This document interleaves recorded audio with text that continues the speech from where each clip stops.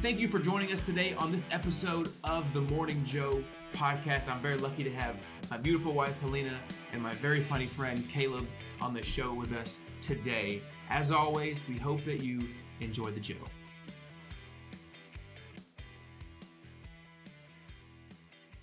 Well, hey, thank you guys both for being here today. Before we get started, if you'll just kind of share with us a little bit about yourself, maybe a sentence or two, and we'll start with you, Helena. I'm Helena, and Yep. I am the wife of Will. Mm-hmm. Claim to fame. I am a nurse. You're a nurse. 3 months. Nurse of 3 months. And I'm with child. With child. Yes, you are. You're welcome. And Caleb, who are you? Tell us a little bit about yourself. I'm Caleb Stansberry. And Yes. all I'm really known for is that I go to college and my dad's the pastor here, so that's really it. Well, give us a good trait or quality about yourself. More to I have long hair. That's my best quality, probably. Yeah, it's up there. Yeah. Too. It's up I there. got The some beard's sort of nice. The beard is Yeah. nice. They don't match. Your beard is black and your hair is brown, which I'm just now noticing. Yeah. Brown It's I've never noticed concerning. that, but thank you for pointing it out. Yeah, it's kind of odd when you look at them like You that. have red beard hair. Oh, I and do. brown That's hair. true. When I grow my beard out, one side of it gets red and one side of it gets blonde. Yeah. It's pretty cool. So we're together in that. Nux. Not normal. Okay, so our scripture today involves a really cool story. It's actually Jesus' first miracle, and it takes place at a wedding. And you guys are both known to kill it on the dance floor at a wedding, right? So let's say you're in a dance circle and you're doing your like little two-step on the outside, and you get pushed to the middle of the dance circle. What are you doing? My go-to move is always, no matter what, is to raise my hands in the air and do this. Don't know why. It's probably because of white. It's just in your genes, Yeah, right? it's You just go to, in the jeans like this, yeah. and that's about it. And if the YMCA goes on, I know how to do that. YMCA, Cha-cha Cotton Eye slide. Joe, and Cha-Cha Slide. Yeah. That is your wheelhouse. Yeah, That right, is right there. I can dance all day to that. That is your wheelhouse. That's hilarious. Other than Lena. that- Oh, sorry. You go. Other than Yeah. that, I can't dance. Okay. I'd say my go-to move is probably the nene. You nay in the circle. Oh yeah. That I'll nene. yeah. You need a little crowd involvement for that too. So that kind of helps because everyone's there and they want to see it and they want the excitement of it. So that kind of works. I like that. Yeah. excitement. I do kind of a raise the roof thing, but I also try to get out of the dance circle as fast as I can. Maybe do-si-do with somebody to put them in the dance circle. Spin And then moves. go and spin out, and then go to the circle. You gotta Yeah. get two-step too. I do- That's your go-to with the snap. Oh yeah, with the snap, you just I've go seen that. one side to side. Mhm. Yeah, that's right in my wheelhouse. That's from the movie Hitch. I got that from with Kevin James. That's where Will Smith, I guess, tells him to stay. So I learned that from that movie. Because after that, Lean with It, Rock with It is about the only thing that I can do other than the two-step. But so we're at a wedding in our first story. How do you think Jesus was? Do you think he was posted up on the wall, like leaning up on the wall, holding up the wall at the party when they start dancing? Or do you see him, in the middle of it all? What kind of dance do you think he'd be doing? I picture him having a good time. Like he's mingling, talking to people. I picture Jesus as being very personable and just involved. Yeah, I see Jesus as starting the dance party. probably. I would see him just, I don't know, making fun of his dance moves. And then everybody else gets involved and starts dancing, and then he weeds his way out and goes talks to other people. I could see that, and it would be from a good place because he doesn't want the bride and groom to be like worried that no one's having a good time. Mhm. So he would be the first one out there to be like, "Hey guys, let's start the YMCA." I don't think they had that back then, but let's start I think they did. the YMCA. All right, so the Morning Joe, obviously, morning podcast, but we circle it around having a good time and talking about scripture. And before we get there, we got to introduce what we are sipping on.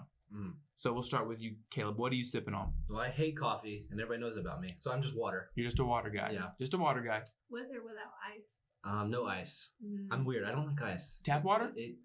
It's too cold in my teeth, but yes, tap water. Huh. I heard Sensodyne helps with that.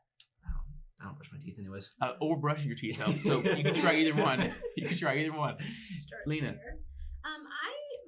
My sip of choice is Coke Zero. In the morning. But only half of it because gotta go easy on the caffeine. So yeah. And you have to be easy on the caffeine. Why? I'm with child. Oh, that's right. why you got the large. Yeah. I It's am. free. Oh, okay. I'm talking. I am. Just kidding. I am sipping on. Well, this was my favorite coffee, which is it's the Donut Shop blend at Sam's Club. Sam's Club is the only place to offer it, and I found it in the Keurig cups. But that's my go-to in the morning. I do my morning 10 cups of coffee with a bunch of ice in it, and that's the exact way. Morning gallon. That's the best way to start off your day. It gets things moving. It gets things moving through you, right? But it just prepares you. It prepares you for the day. But speaking of beverages that get us moving, let's pivot to today's scripture, and I'm going to ask our ground real quick to bring us a Bible if he doesn't mind. Do we have one in the room? No. I have my phone. Yeah, The hell? Yeah. Forgive us for that. We'll cut that out. We'll cut that out. Turn off airplane mode. We'll just. How'd I miss that? No, go back to your good lead-in. That was good. Yeah. Okay. Were we on John 3? John 2. Someone didn't read before, huh?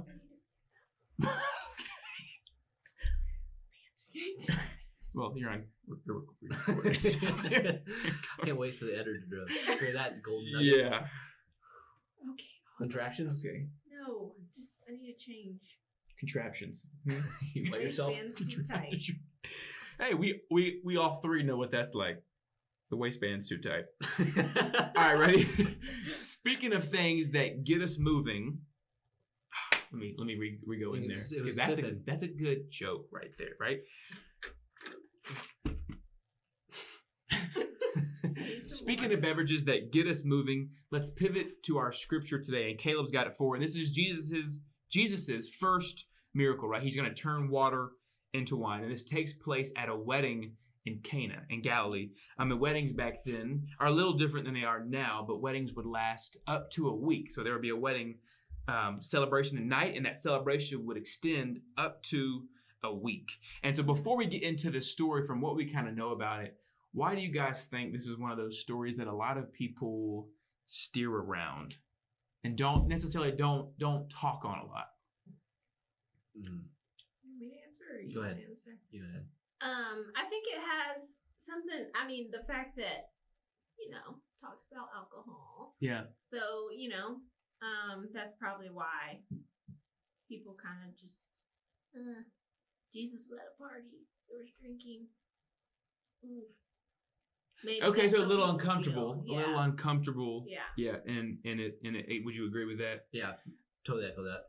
I think I like that. I think that's exactly it, because you don't know how to, talk about it without sounding like you're in, and Jesus is endorsing, other people drinking for a week, right? He's not endorsing popping bottles, obviously, and getting drunk, but there's a lot of really good stuff in this. It highlights Jesus' glory, his honor for other people, his mom and the bride and the groom there. There's even some foreshadowing because it happens on the third day, right? So him raising on the third day, and then also on service. And that's kind of the realm we're going to look at this evening. There really is a lot to pull from with this package or with this passage of scripture right here. And if we're being honest, if we're at a week-long celebration, it is very hard to not run out of food and beverage. Think about how much food we had at our wedding. Mm-hmm. Do you remember the food? Didn't have it. I didn't have it Heard either. it Do you was remember the great, food from our wedding? I don't remember what it was, but it was probably good. It was probably good. I was there a lot. That's the first. That's funny. I remember going to the buffet line, but I don't remember what I had each time. My plate was full. That's funny. Well, good. It's very hard. It would be very hard to not run out of food or beverage, right? And so this is where we see Jesus kind of filling the gap and filling what they have run out of at the wedding to kind of keep the bride and groom, to protect their image, because it would have been kind of shameful to not be able to take care of your guest and give them or feed them, and give them drink when they need it, especially if they're partying for a week. They're probably going to be burning some calories, right? So that's where we're going to pick up right there. But before we get there, what is your favorite part about weddings? We'll start with Caleb. Well, I think we already just said it. It's dancing and the food part, because that's just the fun part of the wedding for me. Attending a wedding, that's probably my favorite part. Yeah.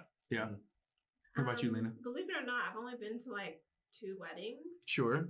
3, and 2 out of the 3 I was working them. But the last. So your favorite's getting paid. Well, that's not my favorite, but the last one I got to be an actual guest at the wedding, and it was fun because I don't know, at Harani's wedding. Oh yeah. We just had a blast on the dance floor. We did. Caleb was killing it on the dance floor. Caleb was. He was raising the roof by himself. Al Scott was out there. Shout out to Al Scott on the podcast. Yeah. That was awesome. That was. But yeah, the dancing. Once you let loose, it's fun. My favorite part is, and this is what no one looks at, but because after you've been married, we should do that again, by the way. But after you've been married, like you realize, as a guy, you realize like how emotional it is the first time you get to see the bride. And so when the bride walks down, everybody gets up and turns around and looks for the bride, right? But what I like to do is look at the groom, because it's a moment of like just ugly crying and just totally losing control. That's my favorite part. And it's super sweet too, to just see like all that emotion in one time. Okay, getting into the scripture. Caleb, do you mind reading it? I can read it. Yeah, he can read it. John 2, 1 through 5. John 2, 1 through 5. Yeah. The next day, there was a wedding celebration in the village of Cana in Galilee. Jesus' mother was there, and Jesus and his disciples were also invited to the celebration. The wine supply ran out during the festivities, so Jesus' mother told him, "They have no more wine." "Dear woman, that is not our problem." Jesus replied, "My time has not yet come." But his mom told the servants, "Do whatever he tells you." Perfect. And that's exactly where we're going to pick up on today. The words of Mary, do whatever he tells you to, right? That's our same command as we follow Christ. Whatever we see in scripture, right? Whatever God speaks to our heart through prayer, we had the same calling to do whatever he tells us to, right? Do whatever he tells you. I have had the opportunity to serve with you guys in youth ministry for, Caleb, with you a couple years now, and Helena with you since 2014. And that's been a true blessing for me. And so when we look at doing whatever he tells us to, in layman's terms, that's pretty much do ministry. MLM, make life ministry, not multi-level marketing, but do ministry. So let's kick it up with this. Why do you guys do ministry? And Caleb, we'll start with you on this one. Well, I just love serving people and seeing their kind of their reaction to it. Yeah. So, just being like, when we go to CIYs and stuff, just seeing them like worship and hang out with them is always the best part. Yeah. Of why I do it. And that, after seeing them have fun worshiping and talking to us, that's really why I do it. Totally. Totally. What about you, Lena? I second with Caleb. I do it because I love service and I love the relationships that we build with our students. Yeah. And two, I love spending time with you, and a lot of our time is spent doing ministry, and it's really fun because we get to talk about, what's happening and kids, and we find a lot of joy in being able to serve them. Yeah. They're all of them are a huge part of our life. So would you say that's probably the most rewarding thing that you get out of ministry? Yeah. Okay. Just, building the relationships with the students and seeing them grow over the years is awesome. And then those relationships staying. Yeah. That's the cool part. Yeah. That's the cool part when they call you, when they graduate. Yeah. It's like, okay, we got something here. And also seeing them worship also makes you want to worship more. Yeah, that is I don't know why that happens. No, that's it. Yeah. When you get to see somebody who you've had an impact on do something that is bettering them in any aspect, but especially in ministry. And when it comes to their relationship with Christ, that is the icing on the top. Like that makes ministry, worth it. I remember when you baptized 2 of your friends at CIY, and I was like, okay, now we've got not multi-generational, I'm not that much older than you, but now we've got, students who are baptizing students. That's huge. And then when you baptized, how many people did you baptize in the creek? 2 or 3? Who's counting? Oh, well, God is. But he has a whole book. He takes notes. But that is so rewarding to see. Okay, it's not just it's expounding outside of just the one leader, and now people are all getting involved in it. That's what makes ministry so rewarding, is that it's a lifelong thing. I guess on the flip side, what can make ministry tough? or what are some of the hard things about it? Well, probably to me would be probably sometimes myself. I can be like, this could be make it a chore kind of, I hear and you. be like, be selfish, like, oh, it's at 7:00 in the morning. Do I really have to go do this? Yeah. But I hear so you. once you get over that and get there, you have a fun time, Sure. and I always love doing it. Yeah. Never really complain when I get there, Yeah. but when I'm there, I have good time. It's always complaining before I start. I hear you. And that's Yeah. with a lot of things. Yeah, I do ask a lot of you guys. I mean, for a year and a half, I asked to use your home, twice a week, which is a big ask. And Caleb, Sunday nights were our prime time nights. Mhm. So I asked you to give up every single one of your Sunday nights, which is a big ask. Yeah. Big ask. Mhm. And when we set up for church in the morning, right, that starts at 8, right? But you're like, okay, this is early. But when you do it, you really enjoy it and you really fall in love with it because you get to see the fruit of what you're doing. Yeah. That's what kind of makes it doable. I was having a talk with somebody this week, and I heard them say that in ministry, and really in any time you're involved with students, the days can feel long, but the years can feel really short, Mhm. right? At the end of the day, there's some things you're like, man, I really wish that would have gone better, or this student would have understood what I was saying, or I'm looking at what they're doing, their choices, and they're not matching up. But you kind of had to take a broad scale and say, okay, remember when they came to us in 6th grade, or whenever they came to us, and now look at them now. Like that's the true growth, and that time does fly by. That time truly does fly by. It's kind of where I've tried to been encouraging parents recently, and really any leaders or anybody in ministry is that it's a reminder that ministry is for the long term, right? It's a marathon. It's not a sprint. It's very easy if you have that focus of if short term, that it's very easy to get burned out. But just like Mary talks about, our goal is just to do one simple thing, and that's to do what he tells us, regardless of how tough it is. Because God has a really cool way of using our little gifts. We might just think, our time, it's a couple hours, or I'm not even a great speaker, or, I don't have much confidence, or whatever it is. But God can take our little offerings, right? Offering up your house, well, that's a big offering, but take our little offerings, because he's got a big purpose for each and every one of those. So let's keep reading, because there's a couple things in here that the servants do. So that's kind of who we are in the story for today. We're the servants. So if you'll pick back up in verse 6. All right. Standing nearby were 6 stone water jars used for Jewish ceremonial washing. Each could hold 20 to 30 gallons. Jesus told the servants, fill the jars with water. Then the jars had been filled. When the jars had been filled, he said, now dip some out and take it to the master of the ceremonies. So the servants followed his instructions. When the master of the ceremony tasted the water that was now wine, not knowing where it came from, though of course the servants knew, he called the bridegroom over. A host always serves the best wine first, he said. Then, when everyone has had a lot to drink, he brings out the less expensive wine. But now you have kept the best until now. This miraculous sign at Cana in Galilee was the first time Jesus revealed his glory, and his disciples believed in him. Totally. What jumps out there for you guys? What jumps out here from what the servants did? What sticks out? Well, they did what she said, and they believed that Jesus could do it. Because think about it. They're like, wait, because if it was me, I would have been like, wait, you want me to fill this up with water? Oh, true. And then you're gonna turn it into wine? Yeah. So it took faith on their part and obedience to trust that Jesus could do what he said he was gonna do. Oh, totally. Could you imagine if when that servant gets to the bridegroom or the leader, what do they call him? The leader of the wedding. That's what it is. Or the master of the ceremony. The master. That's what I want my title to be. Can you put titles under all of our names for this? Yeah.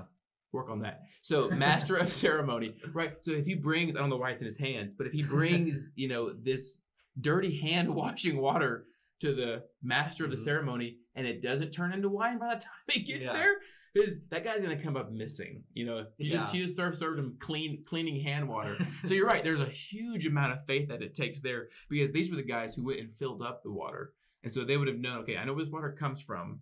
When I scooped it out, and remember what it looked like. So yes, it does take a huge amount of faith. Caleb, does anything stick out in there? Yeah, they kind of didn't even question what Jesus told them to do. They kind of just did it. Yeah. And for us, that's probably hard. Yeah, to and understand. it probably Dirty didn't water. even make sense. Yeah. Yeah. You need to take the cleaning water and go Yeah. give it to the guy who's got the power to make me go missing. Yeah. That's exactly it. It's two simple minuscule tasks. Get the water, right? Go give it to that guy over there. He didn't ask him to do anything crazy. He just said, hey, follow what I'm saying. Do this and then do that and then watch what I do. And that's really what it is, what it means to do whatever he tells us, to make our life ministry, is to be faithful in those little small things, even when they don't make any sense, because that probably didn't make much sense, right? Even when they're super small tasks, right? I'm just handing out water. The other week we got to serve and hand out food, right? Which that is a big deal. But when you think about it, like you can kind of convince yourself that like that's not really that big of a deal, or that's not a small thing, or is anyone's life going to be changed just because I give them a meal? But we never know what God does behind the scenes. So yes, that, I mean, in and of itself is just a perfect picture of what it means to make our life ministry, right? And that's rooted in the fact that we're doing whatever He tells us to do, right? One of my favorite football coaches is Kirby Smart. You probably know that, and you probably regrettably Never know heard of that. him. Never heard of him, right? But he says one thing that I like a lot, and it's control your space, right? The world is huge. There's a lot of evil in the world. There's a lot of bad things going on in the world, and we can get bogged down in the fact that we can't change everything, so why try? And now we don't say it out loud, but it's like it's subconsciously we're kind of giving in to defeat, right? But what we're asked to do is to do what God has already asked us to do, right? So we give what we got, we control our space, we stay in our lane, even if it doesn't make sense, like this doesn't make any sense, even if it doesn't, seem important, or even if we don't even know if how it'll turn out, right? There's that faith aspect in there. We're just called to be faithful in the small things. Think about y'all's life. Who in y'all's life has made a big impact, although they didn't really do anything that was anything spectacular? Okay. But they were faithful in the small things, and they've made a huge impact in your life. While y'all think on that, I'll share. So my football coaches growing up, now they did coach football for like 5 or 6 years, which is a big deal. But what was so life-changing about each of them was just their consistency. I don't really remember any of the words that they said, but I remember how they made me feel. I remember them always being there. And then I remember them always trying to encourage me in some way. So that's kind of where I'm thinking. Because if you look back on it, right, coach may be, down on the list of where people think of somebody who's a life changer, right? That might be further down the list. But those are the people that come to mind, or at least for me, when I think, okay, who has had a huge impact in my life just doing those small things? Anybody come to mind for you guys? I think of David and just that experience of like being a foster parent. Yeah. I think that it caused, I was doing these small tasks with him, and it helped me understand who I am as a person more, and really helped us grow in our marriage. And so I just think of that experience where there was a lot of mundane things every single day, but there was growth that came out of it and impacted us. So, and even as a kid, he realizes that, which is cool. Yeah, they realize that. Yeah, they realize that. How about you, Caleb? Nothing comes to mind, but I know there's people always there that I have experience with it. I just can't think of it right now. No, yeah, but totally. Always people there. Yeah, there is, and it's the people that continue to show up. It's the constant people in our life. Same thing with David is the fact that you kept showing up. That's what makes the big deal, right? So whatever it is, as a husband, as a dad, as a youth leader to middle school boys, the best task in the world, as a wife, as an employee, whatever it is, we're just called to control our space, and to do whatever Jesus has asked us to do. And those are the wise words of Mary, which I believe those are her last words that we have in Scripture, actually, but still ring true to this day. When we think about our mom's rules, what was a rule that you could never get why she wanted to do it? Well, my mom is a very traditionalist person, so she loves us doing the same things almost every year or have the same structure. Yeah. Especially around the holidays, Christmas. Oh, yeah. So I don't know why we always did this, but every day we wake up on Christmas Day and my mom would make us stand on the top of the stairs. And did y'all have the same pajamas? Be honest. We wore the pajamas that she bought us for Christmas Day. Oh, that's cool. Did they match? I don't think they've ever matched. I hope Did not. they match? Sometimes. They sometimes match. Anyways, we would stand on the top of the steps or sit or whatever, and we had to wait.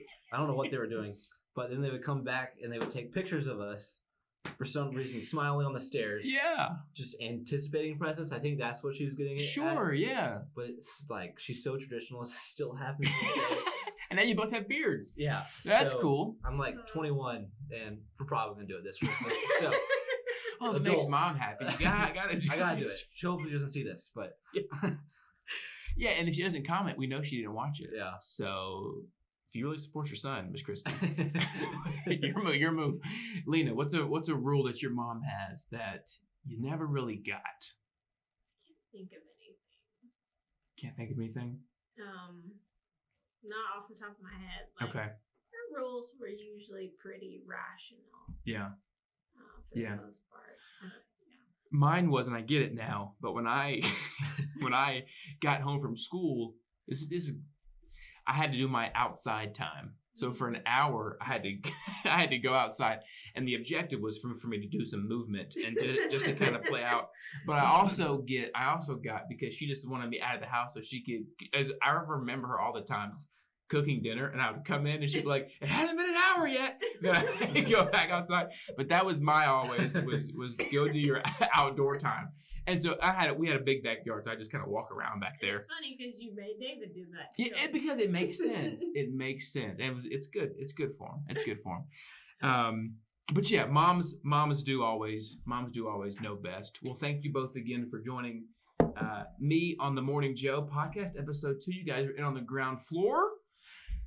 We usually have gifts for the guests. All I had were Twinkies from last Halloween, and so I decided if you want them, we can get them. But I decided to press pause. But I'll get you guys a gift. We're thanking mugs or shirts. I'll take this one. Coffee. You can have that one.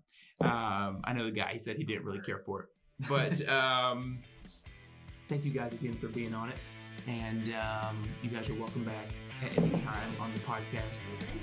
That is it. So you guys, thank you again, and y'all have a good week. Will do.